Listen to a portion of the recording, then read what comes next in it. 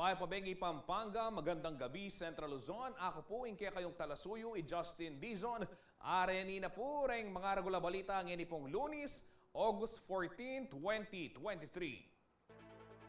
Representative Ana York Bondoc Sagum, Balaos Kanong Salangsangan, ing proposed water impounding project, King Candaba Swamp. Brigada Eskwela, nasang mamye malinis sa environment, bang lakwas lang mabiyasa, ring estudyante. Blended Learning Program, malyaring patupad, kareng eskwelang makalbog, at may ngasira, paulining bagyo. Agpangpuyan, King DepEd. University of the Assumption, may kisan metong King World Youth Day, kaya nakan, amuyutan dang maging good influencers. At metong fashion show, mi daon, bang mamiyasab kareng Aita at King Watershed, King Clark. Kabalen, nilino na pong Pampanga 4th District Representative Ana York Bondoc Sagum na aliwa po President Ferdinand Marcos Jr. ing kayang Peki Batran king mega na pa situational briefing king Kapitolyo anya pong 7 ng Agosto. Kambera po ding local chief executives keti po king probinsya. Megong pisay king pisasabihan di kil po ket ng long-term solution king Albog king 4 distrito at king pong rekomendasyon ng dating Secretary ng DPWH na Rogelio Babe Singson, king presidente, iti pong water impounding system king Candaba Swamp. Agpangpukang Bondok, migreakya uling anya pang 2016, prinisintana ng Singson in plano, at 20,000 hectares a facility at 9,000 farmers lakanu, reng posibleng miapektuan. Alalang pepakita evacuation ang pong livelihood plan. Dagdag na pang Bondoc Sagum 50% kanu ning rice production kaya king Pampanga, manibatan king Candaba Swamp. Anya anong gawan niyang muing munikala, mitas din kanu ing presyo ning abias. Pakiramdaman tayo po ing pasyag ning kongresista manibat king 4 distrito ning Pampanga. Di kayo po kayo pisasabihan. I'd like to clarify yung nakasagutan ko po or the one who I reacted to was not President BBM but the suggestion po of a corporate entity. At ito po si former Secretary Babe Singson who is now the head of the NLEX. Why did I react? Hanap buhay po, lupa, hanap buhay at karapatan po ng 9,000 na magsasaka. So siguro po anybody would react po to that. I'd like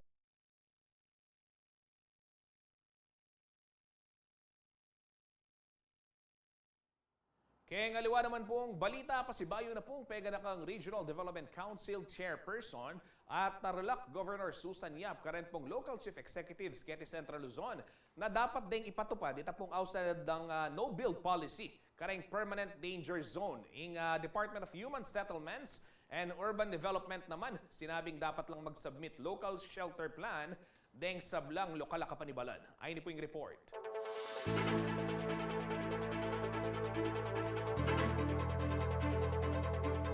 Mapa-highly urbanized city o malating munisipalidad, mayakit laki ni Central Luzon deng informal settlers amanok nangan siping dareng waterways. Ela tataluki retikin batas asasabing dapat ating 15 metros a setback kareng pidagusan danum antimong sapa o ilog.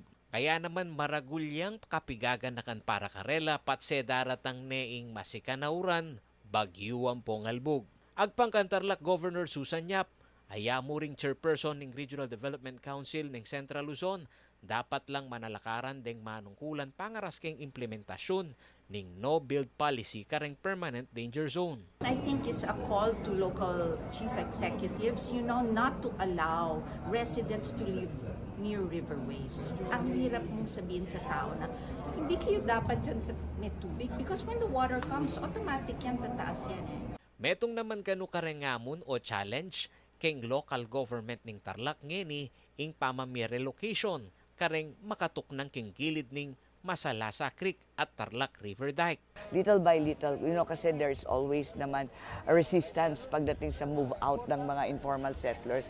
But we're doing this constant dialogue and communication. In fact, it took us 6 meetings dialogue with them bago namin sila na-convince to transfer, na binigyan sila ng housing and lot sa San Berga. Agpangkan Tarlac City Mayor Christy Angeles, at ining commitment ng Department of Human Settlement and Urban Development o DSUD Region 3, ang manalakad lang housing project keng La Vista San Rafael. Kauna-unahang pabahay po ito na ibinigay ng isang presidente at 9,400 units po ito, hindi po biro. Kaya masaya kami na naalala niyang balikan ang Tarlac City. At inyang direct mandate keng Comprehensive Land Use Plan o CLUP dareng lokal kapanibalan ing DSUD.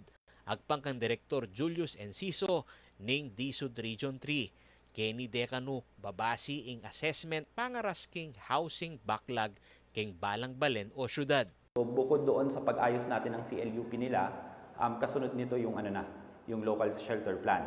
So itong local shelter plan, dito natin din na-determine yan, yung nabanggit nyo po, yung mga informal settlers natin, kasama dito yung housing need or housing backlog ng mga local government units. Miras na kay halos 120,000 housing units ing target ng gobyerno kini Central Luzon anyang first quarter ning 2023.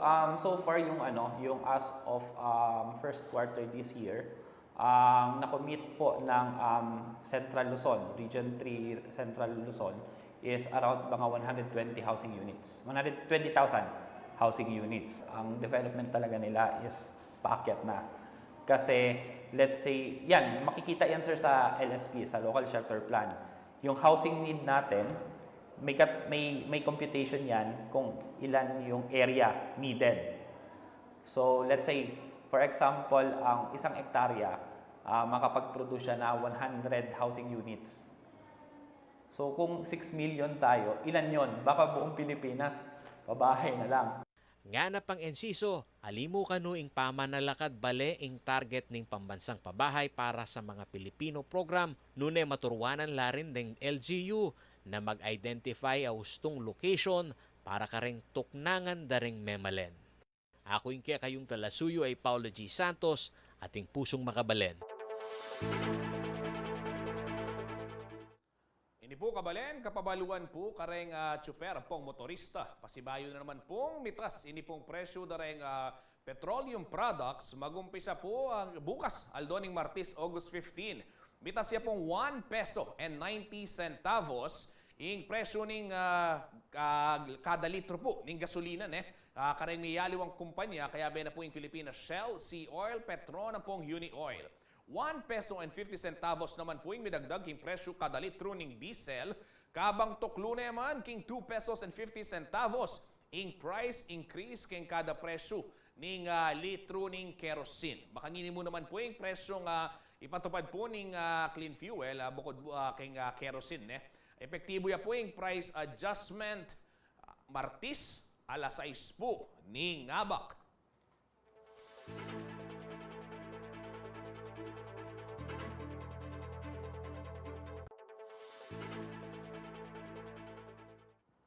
Dakal pa po balita king pamagbalik ning Balen at Balita.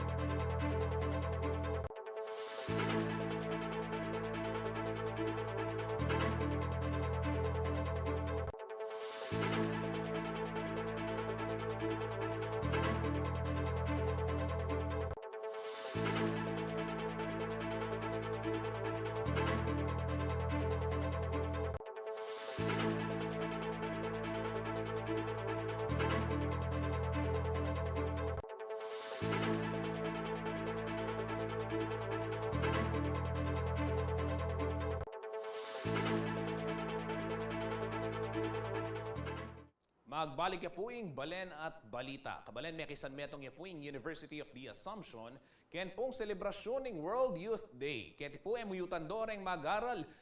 Gamitan po yung karelang beluan bang lakwas palaga na pingkayapan antimong good influencers. Jennifer Salenga po ang ating report.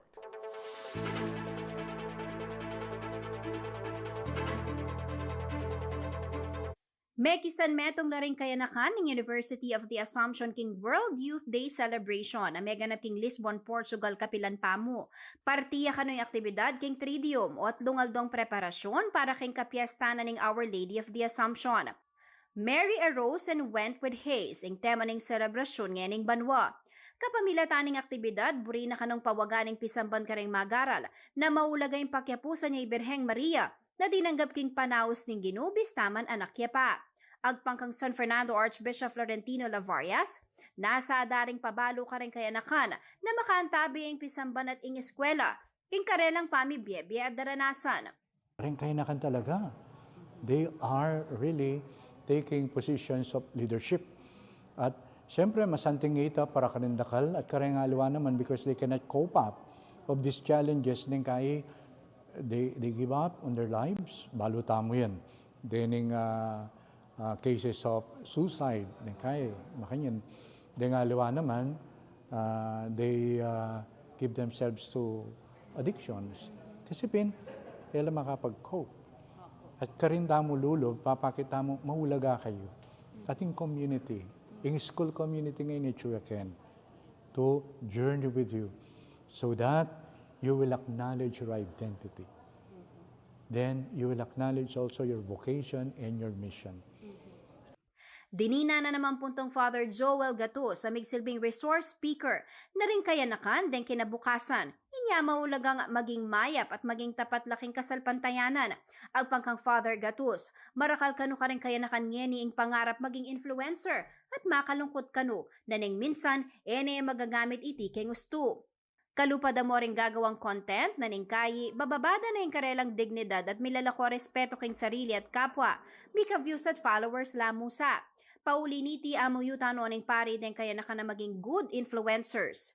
I am challenging the youth na gamitan niyo itang kaya kayong talento, yung kaya kayong kagiwan to create something beautiful. Itang malago, itang makayama, aliwa itang makainis, sampong makasora, mapalyaring marakal manalbeke ka.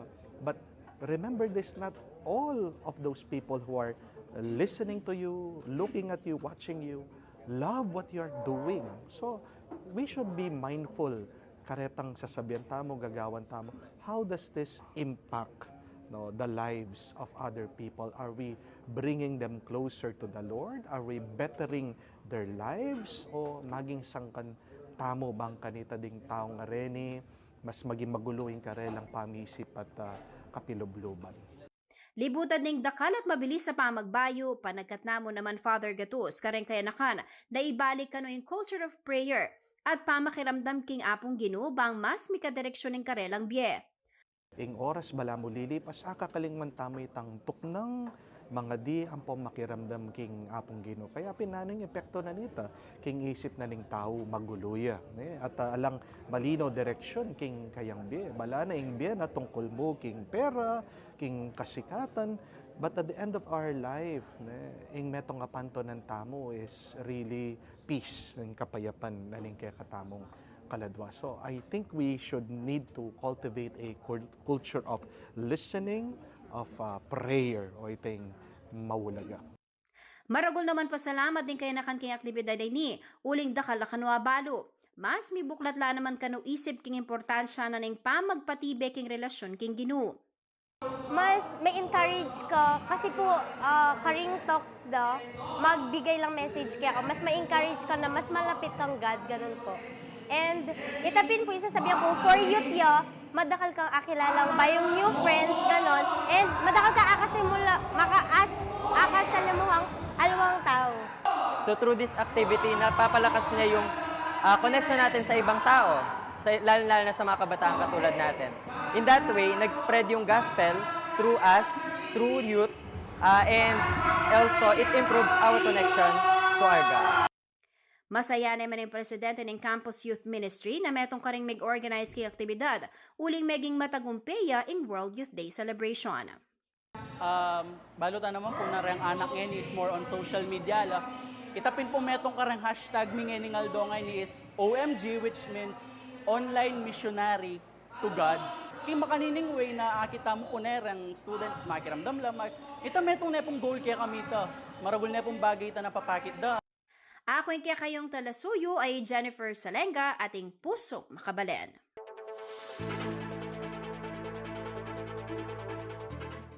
Kaya ngaliwa naman pong balita, hitting two birds with one stone. Liban po king pamagbida karing pidayit at disenyo ng sikat a Kapampangan designer ay Philip Torres. Maragula kasaupan mo naman ng dinwang na ning Passion Mission Fashion Show. Penimuna ning sibol ning Aita Foundation. Kareng katutubong Aita, ang poking watershed Kempong Clark. Silipan tamo yung kaganapan king report ng Liana Kanilaw.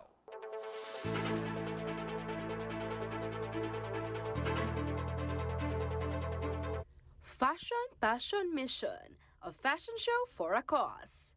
Mitmuyang kule ang Grand Ballroom ng Hilton inyang bengin ng Biyernes, August 11. Liban kasi kareang mga lagong malan ang pong accessories, agawa ng sikat na Kapampangan designer ay Philip Torres, anirampa na rin miyaya liwang model, masanting yan naman ng kapupuntalanan ng event, apeni muna ng sibol ng Aita Foundation, kambening House of Pidayet. Ing makasawp king Aita community, bang akabisan daing water supply depletion kareng watershed area King Clark. Since its founding in 2001, Sibul has been helping the Aitas in our own small way. Yes, we are a small group, but like a spark, we would like to ignite your awareness of the plight of the Aitas, who still live in subhuman conditions. Unfortunately, during the COVID lockdown, we had to stop our activities and lost our momentum. Through this fashion show, we intend to regroup and to revive our activities. You are all welcome to join. Your support is very much appreciated. Agpang kang Philip Torres kaya biya kareng models king fashion show, ding mapilang empowered women king Balen, ang pong aliwang lugar king Central Luzon. Oh, there are a lot of personalities, no? Ang daming mga, of course, the Pampanga models na very proud tayo sa kanila, mga beauty queens, no, ng Pampanga. And then yung mga empowered women's ko naman, nandiyan si Lisa Timbol, si Jack Cueco, nandiyan yung mga asawa ng congressman ng Tarlac, which is Evelyn Rivera, tapos mga empowered women na si Tuanyo, no, di ba? DOT, and then mga friends ko from the US and Hong Kong, mga international celebrities na there, and a lot more. Mapaanak o yang at heart, game na game king pa magrampa kabang susulod ding disenyong pidayet. Masayala naman king oportunidad na makisan metong king nasa ning fashion show. More meaningful kasi we're doing it for Sibol. So I'm very grateful that we get to do this for a cause, and Philip has been really very generous naman talaga from the very beginning sa mga causes. And it's so fortunate for me, and I'm very glad to wear this pidayet style of Philip. It feels good on me, and I'm going to wear it a lot. I'm doing this for a cause. It's not only for stylists, but it's coming from the heart of the designer itself. So I am very glad and fortunate about this day. Thank you so much. I'm glad to be here, one of the model, and not only for the modeling, it's also for a cause. Samantala, bukod king fashion show, may kabooth mo naman para karang bisang sali karang mga santing a obrang pidayet. Kalupa na mo ning batikang artista ay Raquel Villavicencio, amig enjoy husto king pamamili. Brings me back to my childhood days, di ba? Uso itong mga dati. Work education, di ba? So very creative. Very playful ang mga designs. O tingnan mo. Nice, no? Talagang tsaka suot ko na because it goes with my skirt. Tuneng world-class na rin pidayet uling pati rin Chinese na may kakamag-anak, bilib laking disenyo na ring imalan ang pong accessories. I also also like the dress when I wear it, and it was very comfortable, and the dress design is very good. So I just want to get it. She like this style, design, so that's why we buy one to her. Masaya na monitores uling agagamit na yung kayang talento ang ponggelingan kay pamag-design, ali mo para makasawop, nune para makapamyedangal, karyang kapampangan. Of course, I feel so honored, no, and of course happy, no, and then proud Kapampangan, di ba? This is para sa atin to, di ba? Sana yung mga new generations ngayon, mga Gen Z, no, sana this is the way I for my fashions, no, how it contribute my fashions, and sana i-promote nila na mabuti through international, and be proud Kapampangan, promote it and protect, right, and be proud our heritage and culture. Ako ingke kayong talasuyo, Liana Canilaw, ating pusong makabalin.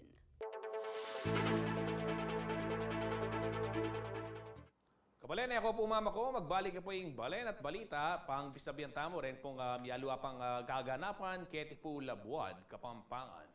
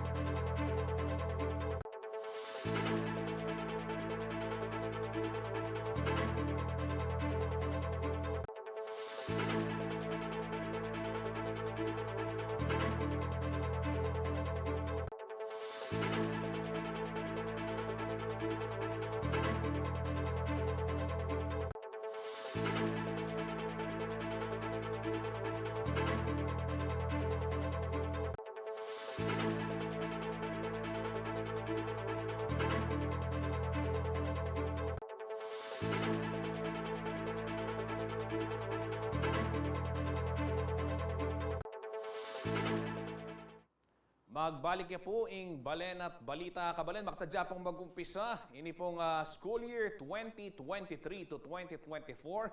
Ken pong August 29. At baluta naman po na karing may alabasan na panahon. Dakal pong eskwela o classrooms mo naman. Deng limbog at deng aliwa may ngasira. Papauli na ng bagyo. Palko ng po pong egay. Pero agpang po kang Vice President and Education Secretary Sara Duterte. Malaos po kano ing pamamuklat ning klase ken pong August 29. Nung sakali kanong iela pa may gawa, reta pong classroom sa kailangan dang i-repair, malyari kanong ipatupad itang kausan dang blended learning program. Pakaramdaman tayo pong pasyag ng Vice President Sara Duterte, dikil po kanini. Yes, yung mga tinamaan po ng Bagyong Egay, sila po yung priority natin sa budget natin for repairs this year. Pero kung hindi po umabot yung repairs nila by opening ng August 29, ay immediately po i-implement ng ating mga paaralan yung blended learning program natin. Dahil wala na pong learning disruption ang direction ng Department of Education, lagi pong blended learning or in-person classes. So, tutuloy-tuloy ang pag-aaral kahit merong problema sa classroom.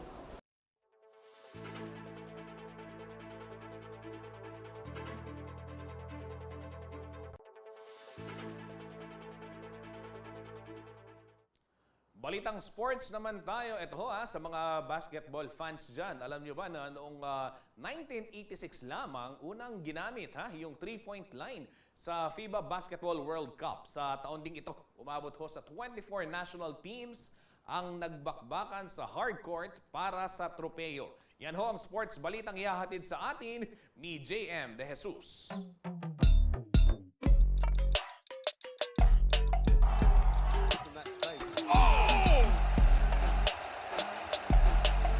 Makasaysayan ng 1986 edition ng FIBA Basketball World Cup na idinaos sa bansang Spain. Bukod sa ito ay kasampung edisyon ng pinakaprestiyosong basketball tournament sa buong mundo. Sa taon din ito unang ginamit ang 3-point line sa torneo.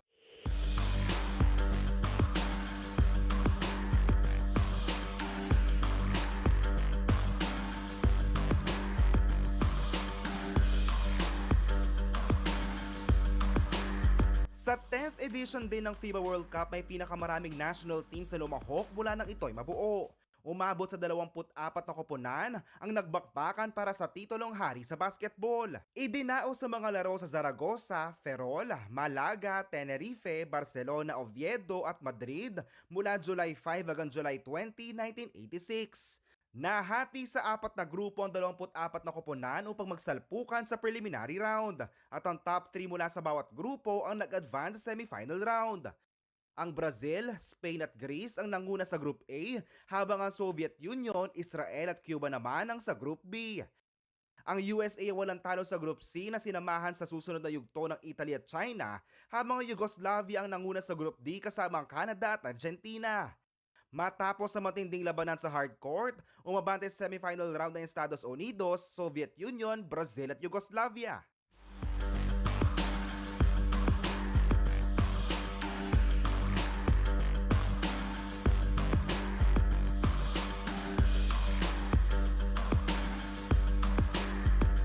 Naging rematch naman ng 1982 finals sa muling paghaharap ng Team USA at Team Soviet Union para sa gintong tropeyo. Dito ay hindi na hinayaan pa ng USA na makuhang muli ng Soviet Union ang panalo sa score na 87-85.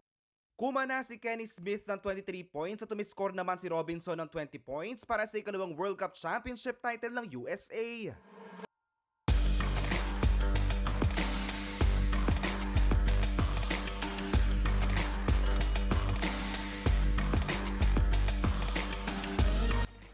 Napili naman si Drazen Petrovic ng Yugoslavia bilang most valuable player na may record at 25.2 points per game.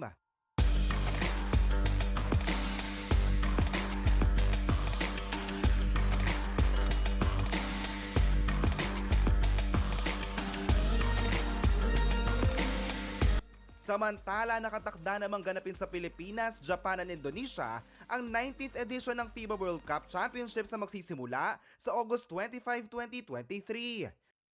Get ready to be part of history for as low as 499 pesos. Mabibili sa ticketnet.com.ph ang mga passes para sa Araneta Coliseum at Philippine Arena Games. Sa smtickets.com naman, pwedeng bumili ng ticket para sa mga laro sa Mall of Asia Arena.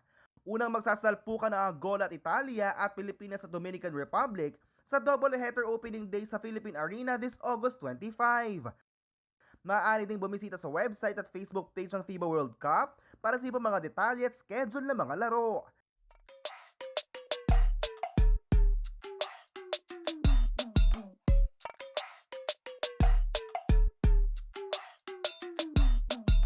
JM De Jesus.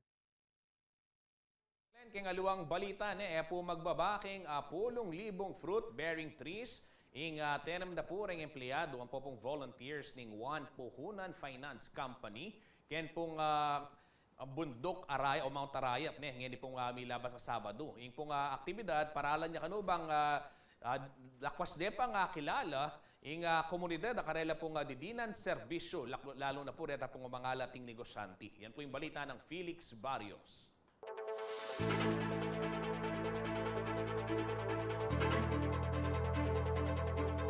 Hindi lamang mga negosyo sa kanilang mga lugar na pinagsisilbihan ang gustong palaguin ng One Puhunan, isang non-traditional financing company dito sa Pilipinas.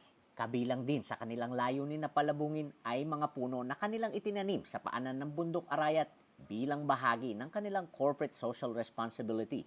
Hindi bababa sa 10,000 fruit-bearing trees ang itinanim ng mahigit 300 empleyado ng kumpanya sa Barangay San Juan Banyo, Arayat nitong Sabado, August 12. Siyempre, unang-una yung pagmamahal natin sa environment, no? Bukod doon, gusto rin namin ng malawakang campaign, no? Na kung saan nasasakupan ng aming kumpanya. At isa ang Mount Arayat, no? At isa ang Pampanga, partikular ang Mount Arayat na kung saan ay marami kaming kliyente. Ayon kay Marco Boa, ang business strategy head ng kumpanya, paraan din ang aktibidad upang higit nilang makilala ang kanilang mga kliyente. Kabilang narito ang mga low-income individuals at maliliit na negosyo. So to spend some time with employees also in a different way from a normal working hours.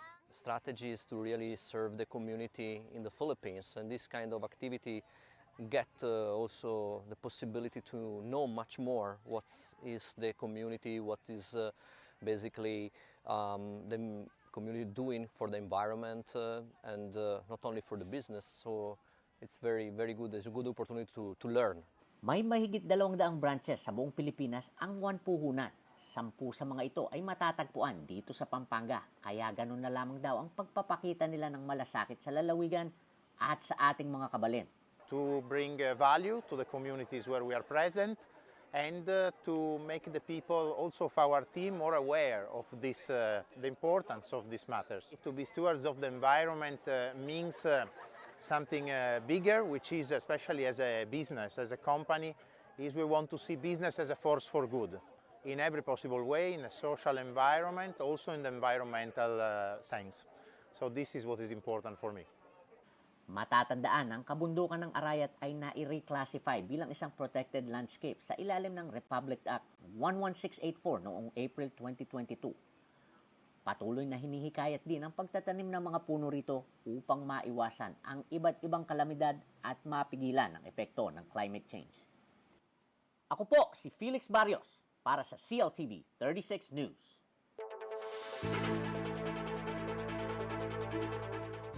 Kabalen, ako po mama ko, magbalik ya po ing balen at balita.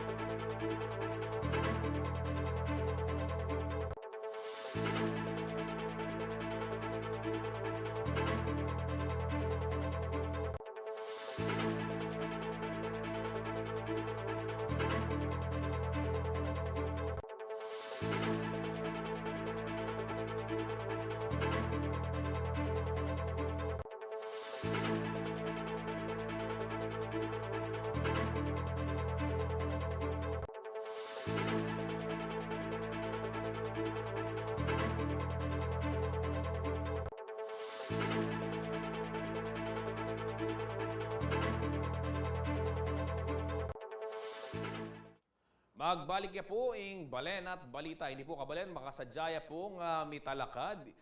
Kinpong Philippine Rehabilitation Institute o PIR Medical Center king Angeles City, Pampanga ing panibayong Medical Arts Complex. Nasa nakanuniting lakwas sa masan pa impamamiya serbisyo ng ospital karen pong karelang pasyente. Pakibalitan tamo po itang milyaring groundbreaking activity aking report ng JM De Jesus.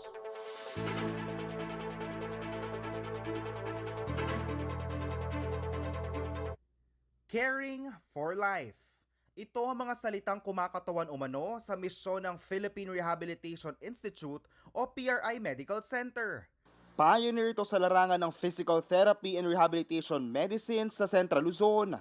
Taong 1995 nang itayo ang PRI College of Sciences sa Banawe, Quezon City. Matapos ang 10 taon noong 2005, binuksan ang kahalintulad na paaralan sa Guagua, Pampanga. Kabilang sa mga iniaalok na kurso sa parehong pasilidad ng Bachelor of Science in Physical Therapy, Occupational Therapy, Nursing, Medical Technology at Radiology Technology. At sa patuloy na paglaki ng institusyon ay itinatag na rin ang PRI Medical Center sa Angeles City upang magbigay ng dekalidad na serbisyong pangkalusugan sa ating mga kabalin. 2016-17, we were able to open ito pong PRI Medical Center, which offers healthcare services. Basically, it's a general hospital, 100 beds, specializing more on orthopedic surgery and rehab medicine. But we also offer other services such as adult illnesses and pediatric services and all other services that are offered in a general hospital. Upang higit na pag-ibayuhin ang kanilang serbisyo, idinaos ito lamang Sabado, August 12, ang groundbreaking ceremony para sa itatayong PRI Medical Arts Complex o PRIMAC. Actually a separate company from PRIFI, but its main goal is to supplement the business modeling of the current hospital, considering all the challenges of the healthcare industry in the country. So it will help provide quality care to our patients and at the same time not increasing too much on our prices, still offering affordable services to the Angeleños, especially for the population of Pampanga. Dalawang istruktura ay itatayo sa naturang complex. Mayroon itong commercial space at ang mismong Arts Tower na may additional diagnostic services at 100 to 120 doctors' clinics. Katambalang JSLA Architects at ELS Consultancy and Management Incorporated, mas madali na umuno para sa mga pasyente ang access sa world-class healthcare o sa mga kompleto mga pasilidad. The structures are all contiguous. So since contiguous po silang lahat, it's actually an integrated healthcare facility, also contiguous with the commercial complex. So it's not just going to be convenient for our stakeholders, our doctors, but it's going to be very convenient for our patients as well. Ayon sa pamunuan ng PRI Medical Center, sisimulan na naturang proyekto sa loob ng 4 hanggang 6 na linggo. Target itong makompleto matapos ang 18 to 20 months. I'm inviting all the Cabalens to come and join us in our upcoming project here in Angeles City. It's going to be a community-centric healthcare facility intertwined with commercial establishments and other industries that would help the whole complex be more sustainable and more prepared for the thriving future. JM De Jesus, CLTV 36 News.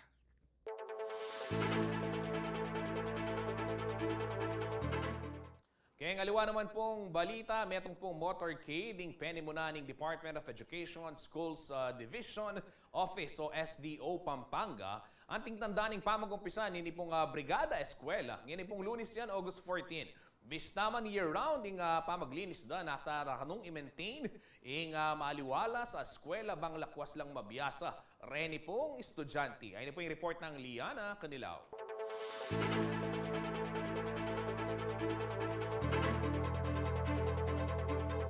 May gumpisa na ing week-long Brigada Eskwela ng Department of Education o DepEd para king school year 2023 to 2024 ngayon Lunes, 14 ng Agosto.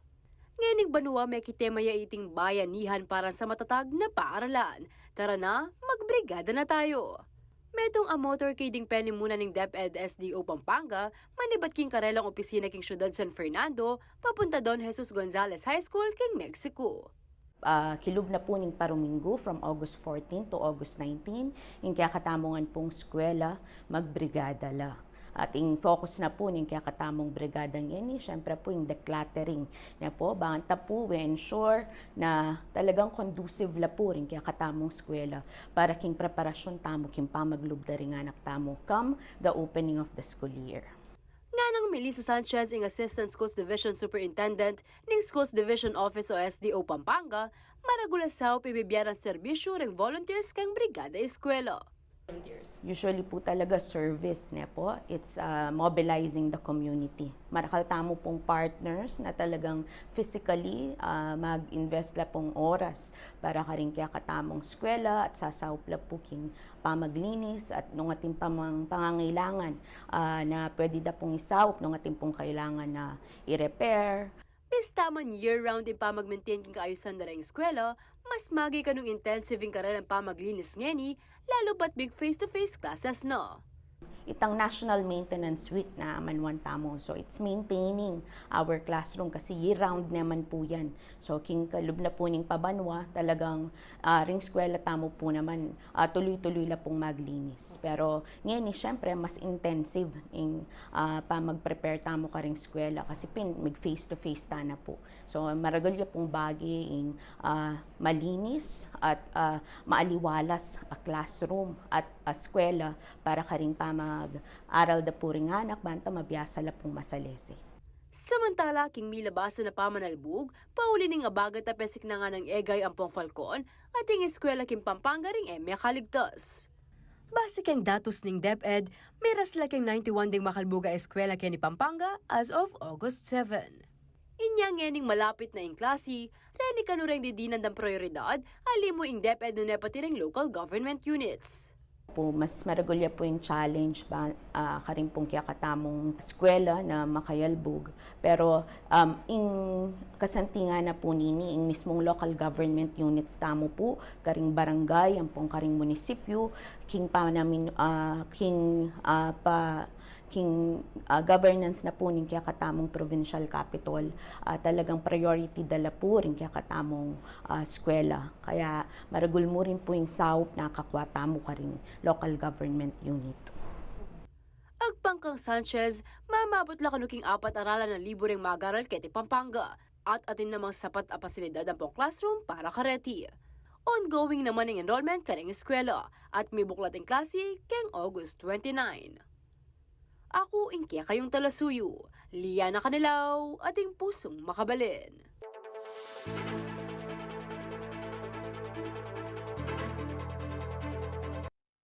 Kabalen, bayo tamo po mayari king katamong programa, bisa kami mo po, pasalamat. Karen pong ega na ganang sinaw pat mekisan metong po kening merapat a benefit concert ning CLTV 36 Lingap Foundation. Kaya may po siyempre yung City Social Welfare and Development Office nini pong San Fernando, Pampanga. At ni pong kakatamong donasyon, ay pasalamat kami po, palakpak tamo. Kasi kaya pong oras sa 80, o ngayon pong August 14, miras no po king may git 147,000. Then pong total donations sa pong pledges. To be exact, 147,301 pesos. Hapin po yan ning maging resulta na po ning pamisaw damong Kapampangan at makabuklat siya pa rin po yung kaya katamong hotline. Ini pong pwede ko pong mag-Gcash, kaya pong scan niya mo po yung QR code, kakakit siya po kaning screen tamo.